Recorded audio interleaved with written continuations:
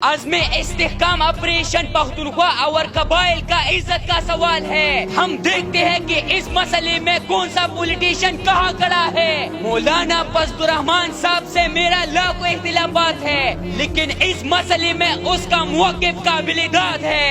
یہ معلوم نہیں ہو سکا آج تک کہ ہمارے ادارے واقعی دہشت گردی کے خلاف جنگ لڑ رہے ہیں یا دہشت گردی کے خلاف جنگ کے نام پر وہ قبائلی علاقوں کے معدنی ذخائر پہ قبضہ کر رہے ہیں، وہاں تک رسائی کے لیے اپنا جواز تلاش کرنے کی کوشش کرتے ہیں، وہ اپنا اعتماد بھی کھو بیٹھے ہیں۔ اب لوگ نہ فوج کو آپریشن کرنے کی اجازت دے رہے ہیں، نہ اس پر وہ اعتماد کر رہے ہیں۔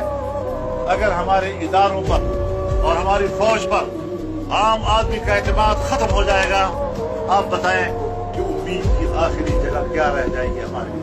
ہم اپنے سیاسی اختلافات رکھیں گے، لیکن صوبے کی عزت کے لیے ہم ایک پلیٹ پر ہوں گے۔ تو مولانا صاحب اس ایشو پر ہم ایک ہے، اور انشاءاللہ ہم پشتونوں کی عزت پر کبھی سمجھوتا نہیں کریں گے۔ پچھلے آپریشنوں میں ہم نے 80,000 لوگ گوئے ہیں، لاکھوں لوگ بے گھر ہو گئے تھے،